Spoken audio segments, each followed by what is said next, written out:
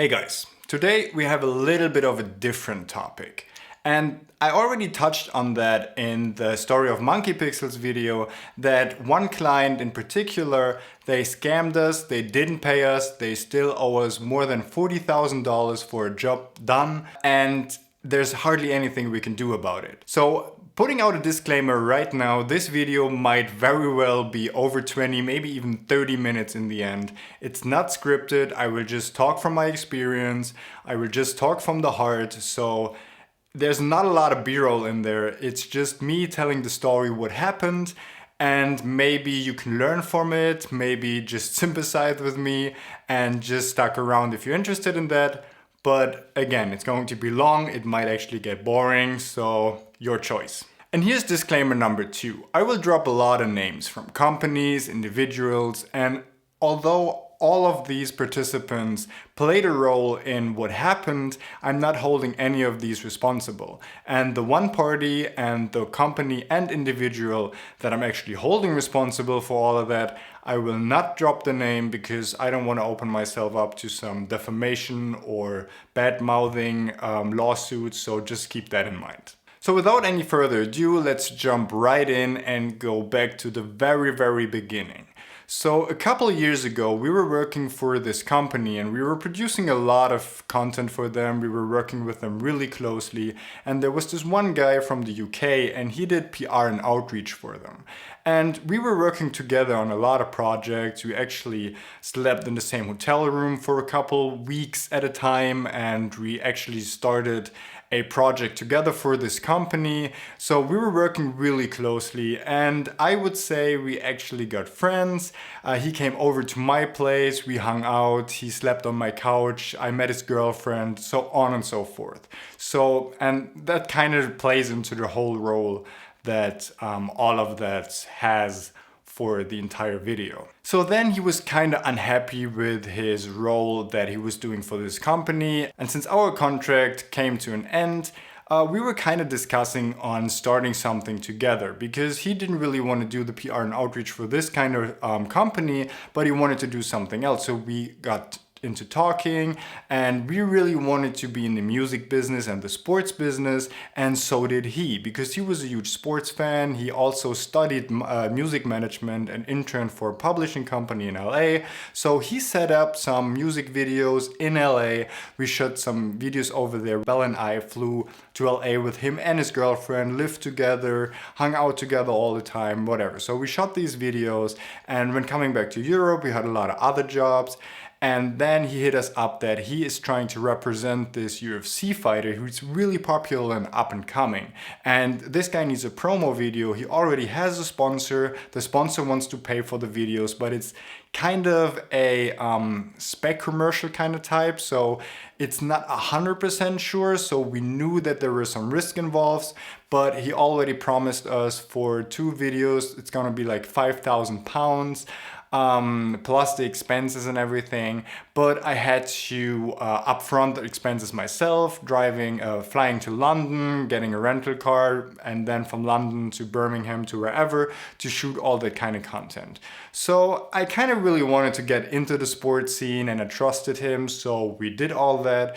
We flew there, we shot the content, we shot the promotion video, and then we went back to Vienna.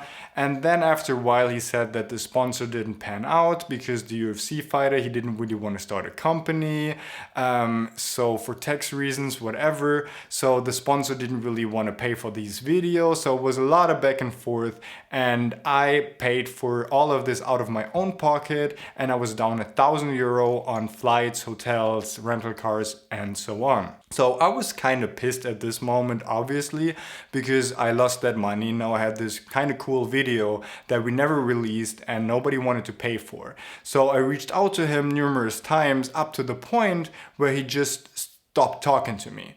Like at all. He ghosted my WhatsApp messages on Facebook. I haven't heard from him in months, so that was really a big bummer. So kind of over it, we went to Las Vegas for private reasons. We were shooting some music videos earlier in the year, but anyway, so out of the blue, he hit me up and he apologized for how he treated us, but he just didn't know how to handle the situation because there's nothing he could do. And so he said that now he has some new jobs for us and he only wanted to get in contact with me when he had some opportunity to actually make up for his mistakes. And these jobs were really, really cool. It was for Gary Vee's company, Wayner Sports, and it was working with NFL players.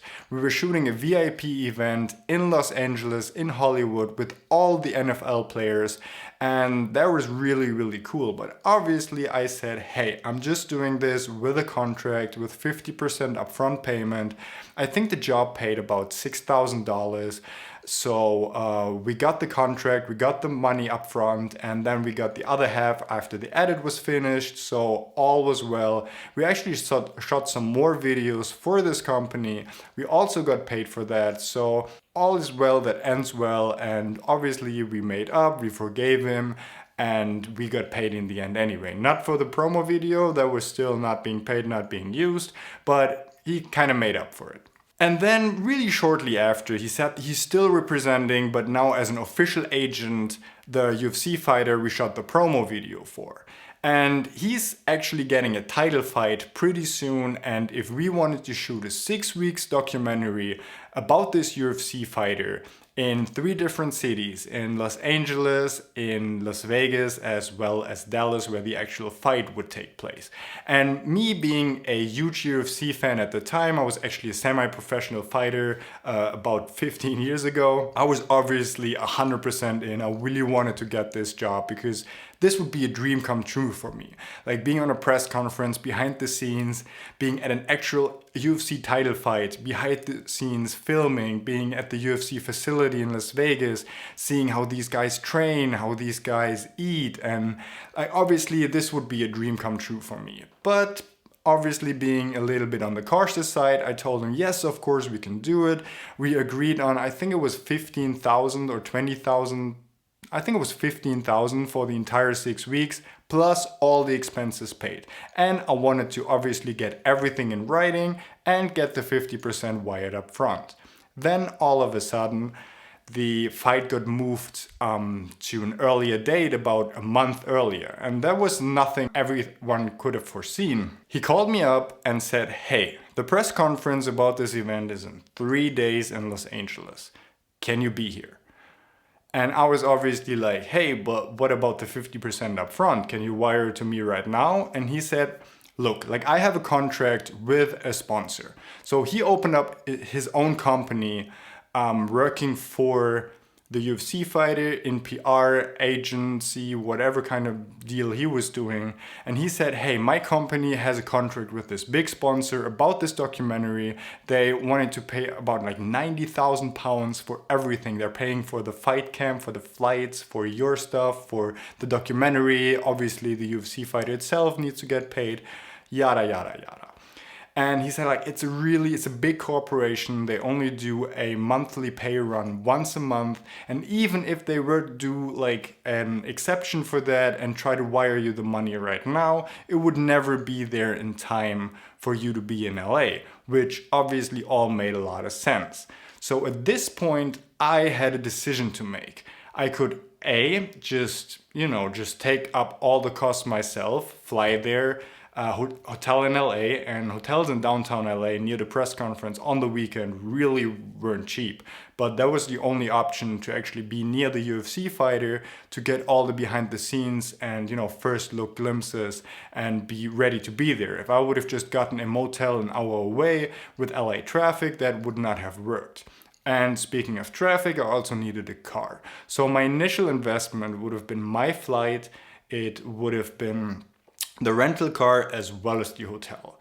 And usually the whole thing was set for Belle and I, but during that time when the press conference took place, we were supposed to shoot 2 commercials for one of our biggest long-term clients here in Vienna. And since I trust Belle a lot with everything, I kind of talked to her like, hey, do you think you can do these commercials alone? And up to this point, she's never shot anything completely on her own of that magnitude. She shot some vlogs or some smaller videos for another company, but not like a commercial with lighting, with audio, with all of that just by herself. But again, I trusted her and I said, all right, I'm gonna do this. I'll just fly over there. I have everything in writing. I have a complete contract that states that I'm getting paid as soon as possible, the 50% upfront, and that all of the expenses are being paid afterwards. So Belle shot the commercials. Actually, she did a great job, and the client came up afterwards and said, hey, these were the best videos you've done today. Obviously, my ego was a little bit scratched, but anyway, I was really happy for her. And that also kind of started the whole quality doesn't matter thing, because I took the cinema camera C200 and most of our equipment to Los Angeles to shoot the documentary, and she was left with all the smaller DSLR type kind of stuff, and the client didn't even see a difference. Anyway, back to the story. So yes, I took the job, I flew to LA, I paid for everything myself. I think the initial investment just for flights, hotel, and the rental car was about 5,000 to 6,000 euros. So touching on in LA, I was starting to shoot the first episode. I met the UFC fighter at the gym, and clearly I could tell that he didn't remember who I was, although we already shot the promo video with him about half a year earlier in London. So I said, hey, I'll be the guy who's filming you for the next 6 weeks. And the look on his face told me that he had no idea what I was talking about. So obviously there were a lot of red flags and alarm bells ringing in my head. So afterwards, I talked to my friend, the agent, and it's like, hey, why didn't he know that I was filming the entire thing for 6 weeks? And he was like, yeah, well, I haven't told him yet. I'm like, what do you mean you haven't told him yet? Like, obviously, I'm going to be filming him. Yeah, the sponsor, which is also a long-term sponsor of the UFC fighter, yeah, they agreed to it and all of that, but I haven't told him yet because he wants more money from the sponsor, and it was kind of like a lot of shady deals going on that I felt, and at this point, I kind of felt uncomfortable.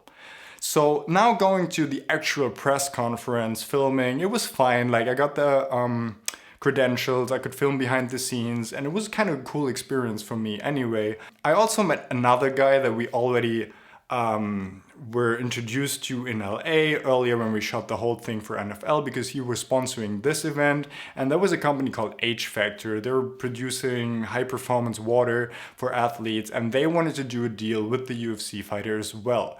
So they paid him about $5,000 to actually wear one of their hats on the press conference, but then the UFC didn't allow that because they have their own sponsors, so you can't really bring in any outside sponsors whatsoever to the press conference. But he was already being paid up front. So now that the company didn't get any value, they expected the money back. But the UFC fighter, he didn't give the money back at all. He just kept it for himself. Again, a lot of red flags. And why that is relevant, I'll be touching on a little later in the story. So the general plan here was that we're all being in LA for the press conference, and then everyone, me, the agent, the UFC fighter, and his entire team will drive or fly to Las Vegas, and then we'll be all staying in a huge house that is rented just for the purpose of the fight camp, and we'll be shooting the documentary, etc., etc. But then it turned out that the UFC fighter had to go back to England because he wasn't there on an official business visa. And with his tourist visa that he just had for doing the press conference, he wasn't allowed to actually do the fight camp or do the actual fight. So now he had to go back to England, and I was sitting in LA. And I was talking to the agent and saying, hey, so what's going on now? Where do we go from here? And he said, all right, we can either stay in LA or we can go to Las Vegas and wait for them there. And I was like, hey, so how long is this gonna take? Because the fight is already in like 5 weeks or something. And he's like, yeah, they told me it's gonna be like 2 days. They're just going back to England, get the visa, come back. So again, I had a decision to make because they weren't paying for the hotel. So now I was already in for about 5,000 to 6,000. I said, all right, what the heck? Let's just go to Vegas, pay for a hotel for 2 to 3 nights. Like, I just booked it for 1 night at a time, waiting for him to return. After 2 to 3 nights, he didn't show up. It's like, yeah, I talked to them. He didn't even apply for the visa yet. I was like, are you freaking kidding me? So I really was this close to just flying back to Europe. But obviously, if I fly back now, I can kiss my $5,000 to $6,000 goodbye at this point.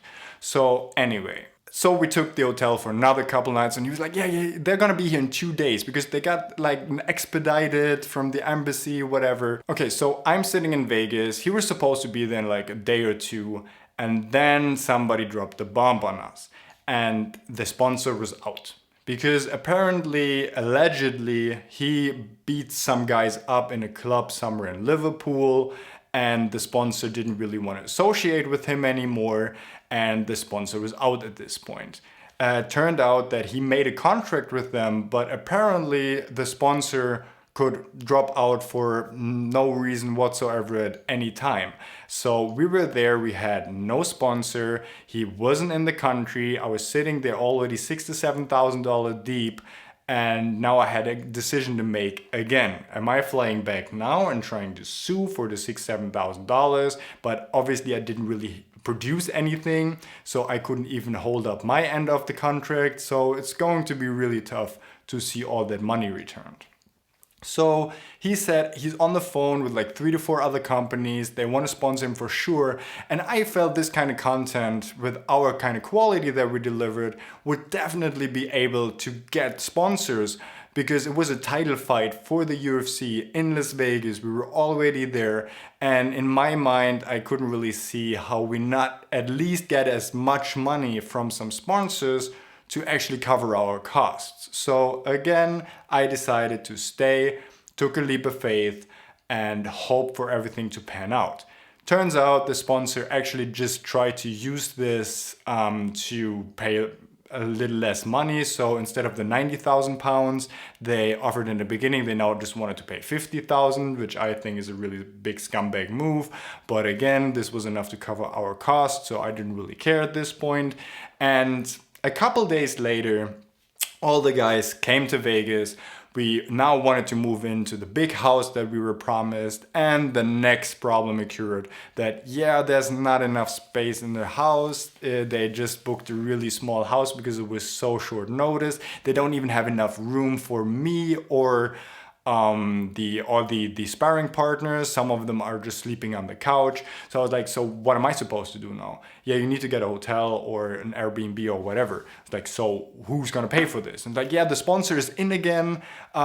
It's just a matter. And then the other sponsor, the H Factor guys that I met, that I talked to on a personal basis, they said like, yeah, we want to sponsor him too for like $30,000, $40,000. So I was like, firsthand, I saw these sponsors, I saw the emails, I saw the text. So I was like, all right, there is enough money. We just need to get it. And I have the contract. I have everything in writing.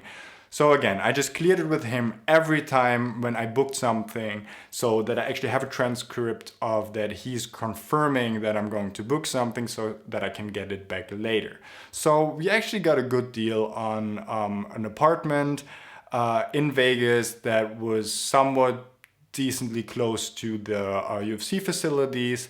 So we started filming. So we had a second episode, we had a third episode, and at this point I still wasn't getting paid because they're only doing one payment run a month, and that was on the 6th, but it was like the 10th or something. So I would have to wait an entire month to see any money. It's like, hey, this is not going to work for me because I need to get some money because I'm in for over 10,000 at this point. And there was also another problem because he was kicked out by his father. He was somewhat on the younger side, and he said like, hey, I can't even afford the flight back because he flew to Liverpool to actually clear everything up. So I was alone in Vegas at some point. It's like, hey, I can't even afford the flight. My father kicked me out. I don't even know where to sleep. Can you borrow me some money? And obviously in my position, you should never do that, but I'm a good guy. I tried to help him. I considered him my friend. So yes, I also borrowed him some money privately to be able to come back to the States, pay for his flight, yada, yada, yada. Which in hindsight was a pretty bad idea, pretty poor judgment on my part. But anyway, I feel like that's just the guy I am. or was. So anyway, we were 3 weeks in. I think we already shot like 3 or 4 episodes and still there wasn't any money. And we already started to produce content for the H Factor guys because they were pretty pissed because they paid him $5,000 and they didn't get anything in return. So I was told like, hey, maybe can you try to get their products in there a little bit? And also there was another sponsor or potential sponsor. Can you get a little bit of their products in there? And so then he came up to me and it's like, hey, yes, they want to go forward with the sponsorship for like $30,000. But since they already paid $5,000 and didn't get anything in return, we need to throw them a bone to see what we can actually do for them. Can you throw together a small edit, like a minute for Instagram, where you actually highlighting their products just to show them what we could potentially do for them so that they're actually going through with the deal? And I was like, all right, I want to get paid. I don't care from whom actually. I just want to get paid. So I threw together an edit and I just gave it to the agent so that he could show it to them for a potential usage. And then a couple days or a week later, they just upload it to their Instagram, using it for their promotion. And all right, now we're even with the $5,000. But since he didn't really behave the way we wanted to, we're not going any further with the endorsement deal. And so the UFC fighter was paid. The company actually got money. I know that the agent got his 10% of the $5,000. So the only one that wasn't paid was us. Because I filmed it, I edited it, and I was the only party involved that didn't see any money. The agent got paid, the UFC fighter got paid, the company got a video, and it's not their fault. Like I said in the beginning, I'm not holding them responsibility because all they saw is, hey, I paid $5,000, I got a video, and that's pretty much it. And I didn't have a contract with any of them, and I did it in good faith for my friend, the agent, who told me like, hey, can you just show them a sick edit? So that they actually want to go through with the deal. And he just gave them the video and they just used it. And I was just sitting there with my, in my hand. And there was nothing I could do. So after about 3 to 4 weeks, I just saw that there wasn't any money coming my way. And I told him, I'm not going through with this again, because now the title fight was actually coming closer and closer, and now we had to go to Dallas. And I was like, yeah, I'm not paying for another flight. At this point, Belle was already in Vegas because the payload was pretty big, like shooting the whole documentary. And so I had to pay for her flight, and I had to extend the rental car and so on and so forth. And I told him, like, I'm not going to Dallas paying for this on my own dime again. I need to see some money. And that's when he told me, yeah, there's no money. And I was like, what do you mean there's no money? Apparently the sponsorship had a deal with the UFC fighter, and they agreed to the whole deal with him and the documentary and everything, but only if they paid the UFC fighter directly and not the company I had the contract with. So his argument was that he never saw any money either, which might be true, it might not be true, I don't know. But apparently we didn't get a single dime. And we already uploaded, I think, 3 videos to YouTube. So the sponsor already got everything that he wanted out of it. The UFC fighter might have gotten paid from the sponsor. They might not have, I don't know. I didn't really have any contact with either. So I was just sitting there and I was like, so what am I going to do now? Obviously I didn't go to Dallas. So I was flying back to Vienna, again paid a lot of money to go back to Vienna on my own costs. And I was just sitting there and I was like, all right, what are my options now? Because I have everything in writing. I have all the receipts from all my travels, all the expenses. The work is already done. It's already up on YouTube. So everybody has gotten their money. And at this point, I tried to talk to everyone. I tried to reach something on the sponsor side, on the H Factor guy side. I tried to reach the UFC fighter myself, and obviously the company I had the contract with, which were involved, 2 people were involved in this company, which I found out later, so I contacted both of them. And in the beginning they were like, yeah, I'm totally sorry, I'm trying to get you the money, and hey, let's try to figure that out. This went on for about a month with all parties involved. And then everybody started to ignore me and I didn't get any messages back whatsoever from anyone. So I just started to talk to lawyers. I showed them our contract, I showed them all the receipts, I showed them all the emails and Facebook messages and everything I had, and they dug a little into it and they said like, hey, you're 100% in the right, you have everything in writing, but unfortunately all you can do right now is just send them an official letter from us, like my lawyer, which would have cost me about like 1,500 to 3,000 pounds, because I have an insurance that would have paid for it if it would have happened in Austria, but since it didn't, I had to go to a lawyer in London. Traveling to London, I had to also pay out of my own pocket. And what they basically told us is that, hey, the company you have the contract with, they don't have any assets. They don't have any money. They don't have an office. So there's basically nothing you can do. You can sue them, but the legal costs would actually blow up so high that even if you won the case, you would still lose way more money than they actually owe you, because they can't pay for the costs of the lawyers. And even if they could, apparently in the UK there's a law that when you sue somebody, then the legal fees just rise up to 6 figures. And due to UK law, they only had to pay, even if they lost, they're only accountable for about like 70% of that. So even if I won and they were guilty of everything and they had to pay for the legal fees but only 70%, I still had to cover about 30,000 of these legal fees myself. So all of that would have been, if we won, if we went to court, if they had money, I would still lose. I would just literally not make any money. So at this point, I think the cost of like whatever I borrowed him privately, plus all the expenses for numerous flights, for the rental cars, the hotel costs, everything actually came up to about 20,000 euros at this point that I just paid out of my own pocket. And like I said, again, it just started with this small flight to LA and thinking I would get paid like literally the week after. And then it just stepped up for like, okay, 2 nights in a hotel in Vegas, 4 nights in a hotel in Vegas, okay, another rental car, another flight for Bell, yada, yada, yada. So obviously there's a lot of wrongdoing on my part where I was just way too naive and way too faithful in everyone involved. But overall, there's pretty much nothing we could do at this point.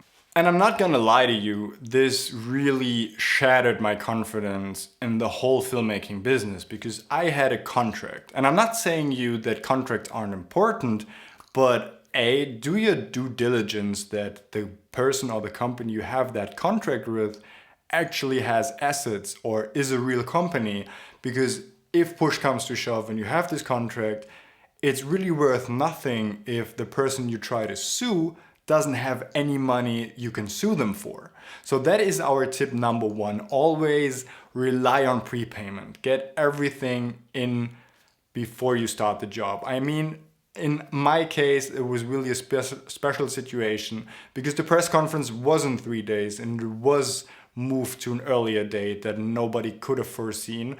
And obviously, like, I understand that it's really hard to get me the money on a 2 days notice. And I took that leap of faith, which I would not do again ever in my life. But here's my advice for you. Just never invest your own money before you see money from anybody else. And if that means you don't get the job, then you don't get the job. And that's just it. And again, it's really good to have these contracts. Again, like after we talked to our lawyers, they actually looked over our contract that we were selling for free on our website, and they redone the whole thing. So now it's really completely waterproof. It's in our favor. So if something happens again, unless they were really scamming you and the company you have a contract with, literally, they closed the company afterwards because it didn't have any assets anyway. So there's nothing we can sue for. And all the parties involved that had money, we didn't really have the direct contract with. So yes, the contract is really important, and still you can purchase it on our website. We only need about 3,000 of you guys to purchase it to break even for this job. So go ahead. But anyway, like the contract to have is really important, but make sure you have it with the right person, the right company, and not just some mediator like we did in our situation. So that's pretty much it. Like they owe us a lot of money. It's been over a year and I've tried to reach them on a monthly, weekly, whatever basis, and they never returned my texts, my phone calls, my Facebook, Instagram, WhatsApp messages. Wherever I tried to reach them, they never ever gotten back to me. And yeah, that's pretty much our story, how a client still owes us about $40,000 and apparently there's not much we can do about it other than move on at this point, which we successfully have. I'm not gonna lie, it still hurts us in our business a lot because that and the money from another client really is missing in our business and it's really hurt our business. And we're still struggling to get out of this, but I'm confident that we will make the right decisions in the future. And I hope you enjoyed this video. I don't know how many of you are even still here. And as promised, this video is over half an hour long already, so I will not take more of your time. But I hope you liked this story, although like might be the wrong choice of words here. Anyway, my name is Damien Cooper and I hope to see you on the next one, guys. Us being there filming.